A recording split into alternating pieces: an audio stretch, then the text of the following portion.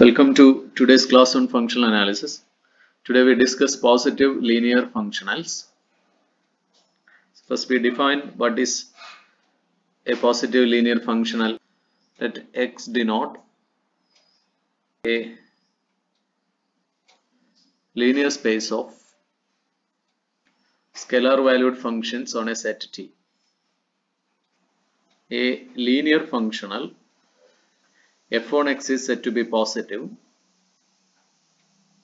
if f of x is greater than or equal to 0 whenever x belongs to x and x of t greater than or equal to 0 for all t in t. Let 1 denote the function whose value is 1 at all t in t. Now we can give an example for a positive linear functional. Let y be a non-decreasing function on closed interval ab. For x in CAB, define g of x to be equal to integral a to b x dy. The Riemann Stieltjes integral of x with respect to y. Then we have g of x is equal to x into y of b minus y of a.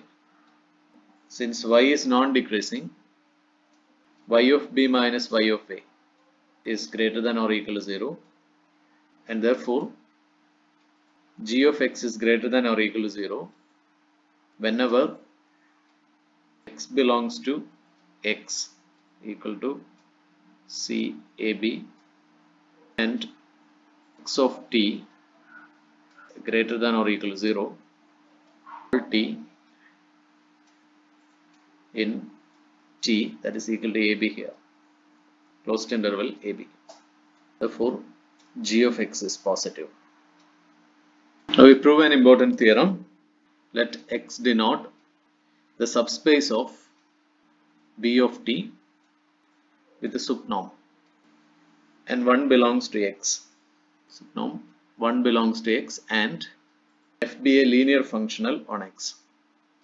If f is continuous and norm f equal to f of 1, then f is positive. Conversely, if real part of x belongs to x whenever x in x, and if f is positive, then f is continuous and norm f equal to f of 1. So we have to prove this theorem. Proof. We have modulus of f of 1 less than or equal to norm of f into subnorm of 1. Remember that the space under consideration is a subspace of B of t with subnorm. This is by 6.6. So this is equal to norm f. Therefore, modulus of f of 1 less than or equal to norm f. Take this as equation star. So first we assume that f is continuous and norm f equal to f of 1, and we prove that f is positive. Assume that f is continuous and norm f equal to f of 1. To prove that f is positive, it is enough to consider x in x such that 0 less than or equal to x of t less than or equal to 1 for all t in t, and show that f of x is greater than or equal to 0.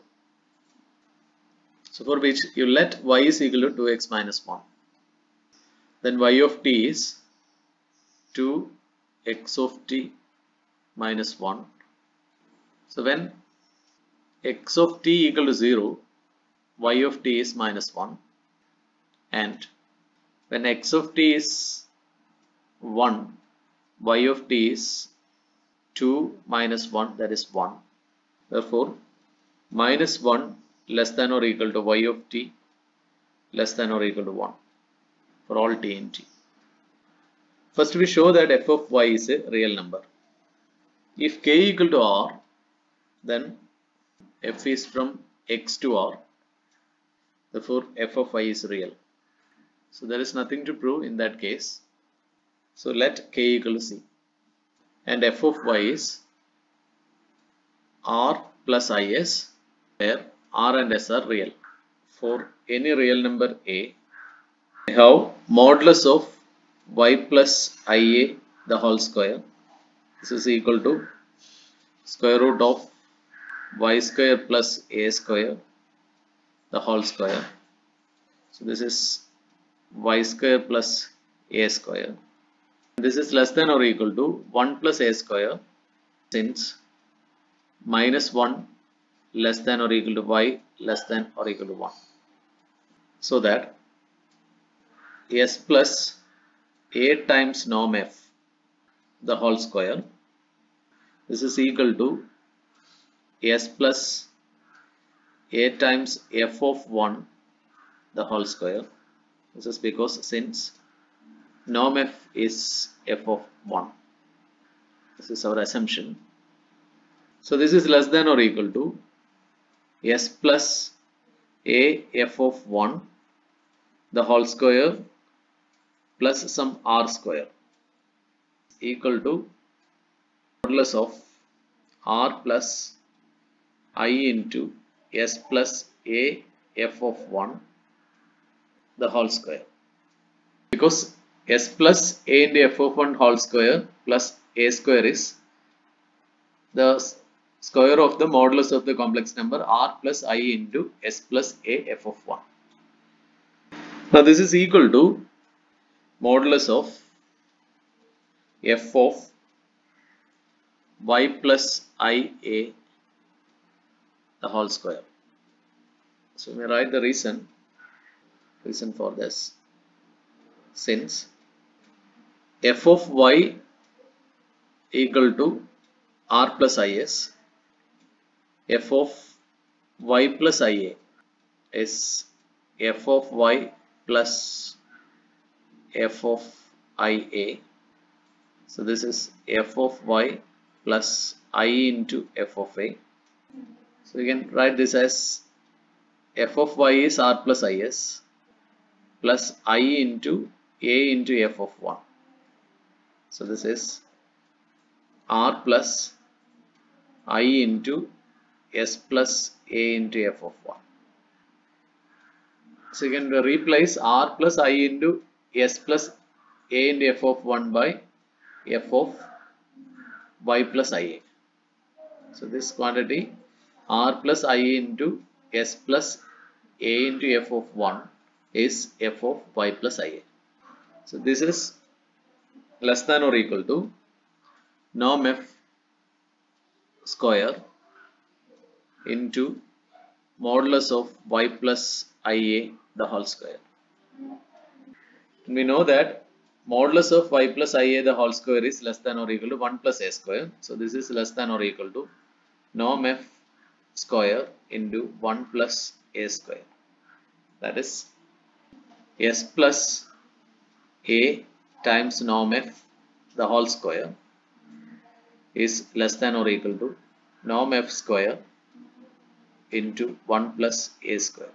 So this implies s square plus 2as norm f plus a square norm f square is less than or equal to norm f square plus a square norm f square. This implies s square plus 2as norm f less than or equal to norm f square. This is true for any real number a. For any real number a, and you know that norm f is greater than or equal to 0. Therefore, from this you can see that s is equal to 0, and norm f is greater than or equal to 0 implies s equal to 0. Therefore, f of y equal to r plus is, this is equal to r.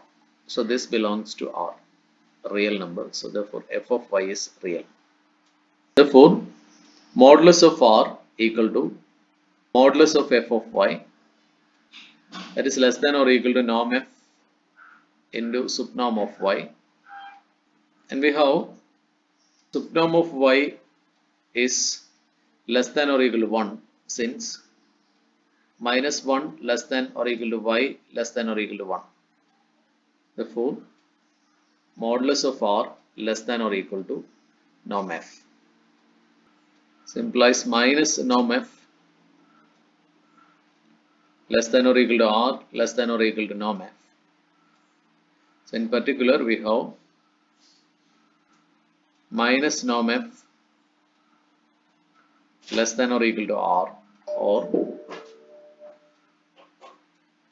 0 less than or equal to r plus norm f. That is r plus norm f is greater than or equal to 0. Now we have y equal to 2x minus 1. So this implies x is equal to y plus 1 by 2.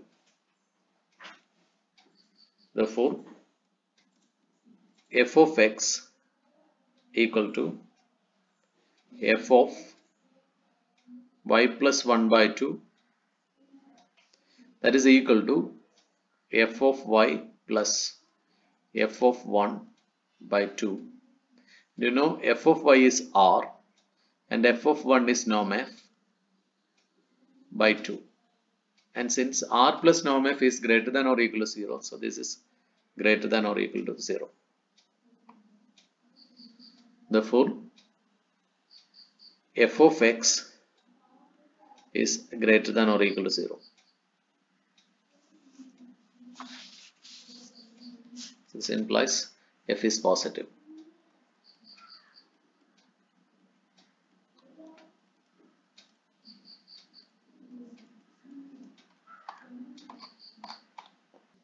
We prove the converse part.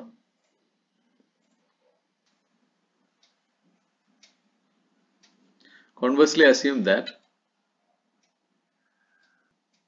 real part of x belongs to x whenever x belongs to x, and f is positive.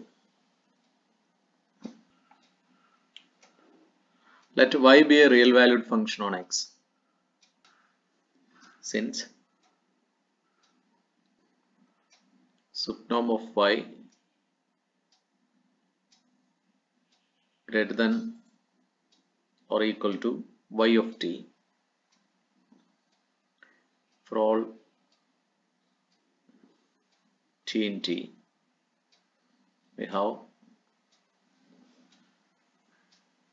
subnorm of y minus y of t is greater than or equal to 0, and since f is positive and subnorm of y minus y of t is greater than or equal to 0, we have f of subnorm of y minus y of t is greater than or equal to 0 since f is positive.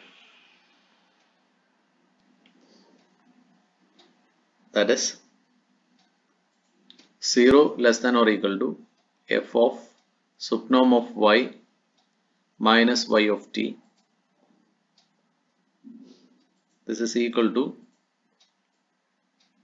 f of subnorm of y of t, subnorm of y minus f of y of t, since y is linear, and this is equal to, again since y is linear, this is equal to subnorm of y into f of 1 minus f of y of t. And since 1 of t equal to 1, which is greater than 0, f of 1 is greater than or equal to 0 since f is positive. That is 0 less than or equal to subnorm of y into f of 1 minus f of y of t, and f of 1 is real. implies, so this implies f of 1 is real, subnorm of y is real, so this is greater than or equal to 0 implies f of y of t is real.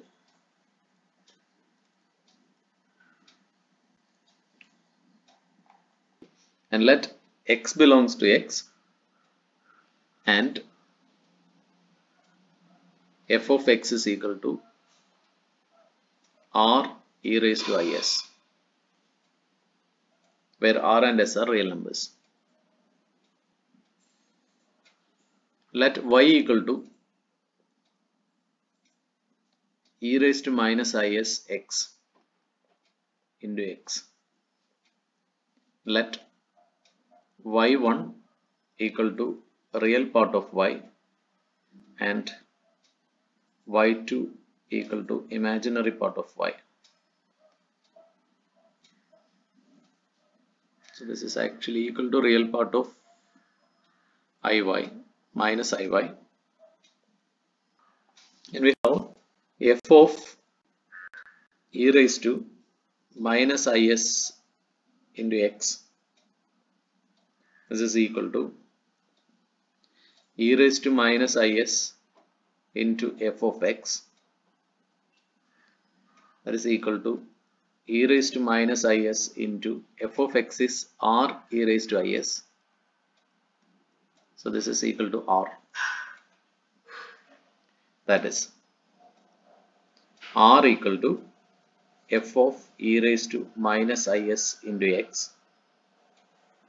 That is equal to, and you know that e raised to minus is into x is y. So this is f of y. So this can be written as f of y1 plus iy2. So this is f of y1 plus I into f of y2. Now since r is real and f of y1 is real, f of y2 is equal to 0. We have modulus of y of t less than or equal to modulus of e raised to minus is into x of t.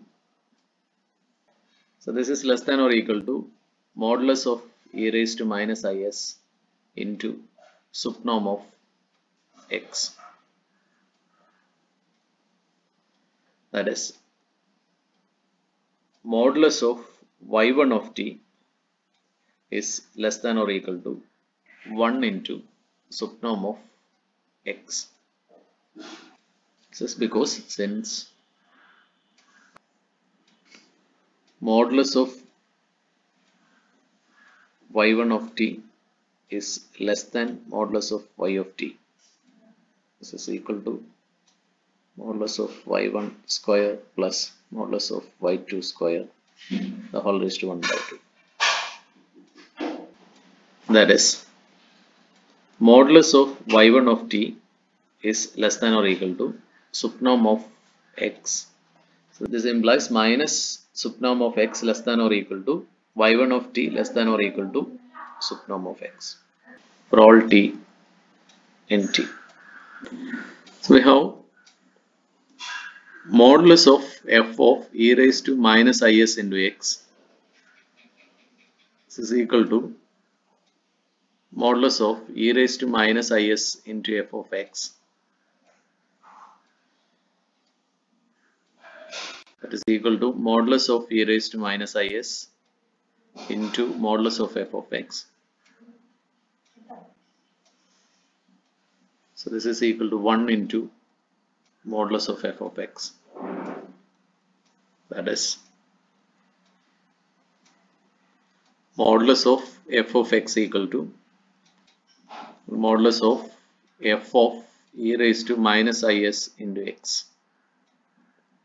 That is equal to modulus of f of y, because y is e raised to minus is into x.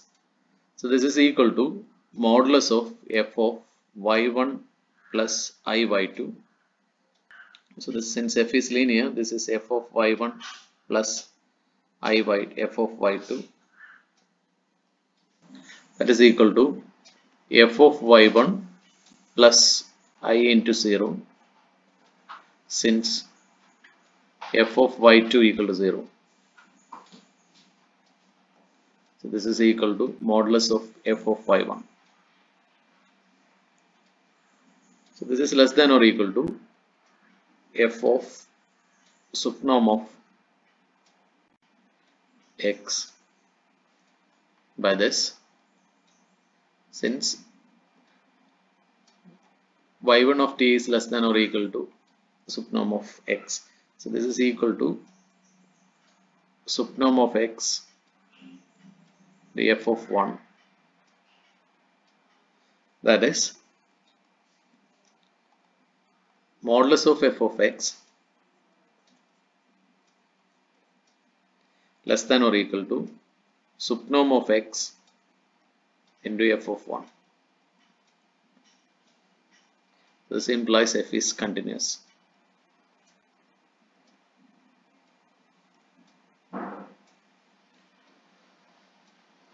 And norm f equal to the supremum modulus of f of x such that x belongs to x and subnorm of x is less than or equal to 1, since the norm is a subnorm on x. So this is less than or equal to supremum, since modulus of f of x is less than this, subnorm of x into f of 1 such that x belongs to x and norm x, subnorm of x is less than or equal to 1. So this is less than or equal to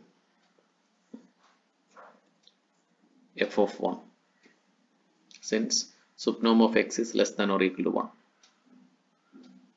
That is, norm f is less than or equal to 1, f of 1.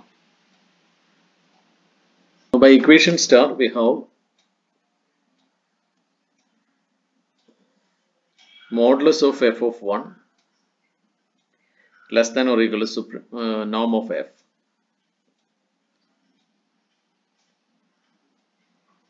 Therefore, norm of f less than or equal to f of 1, and that is less than or equal to modulus of f of 1, since f of 1 is real. This is less than or equal to norm f. So this implies norm f is equal to f of 1. So this proves the converse part. So that's all for the day. Have a nice day.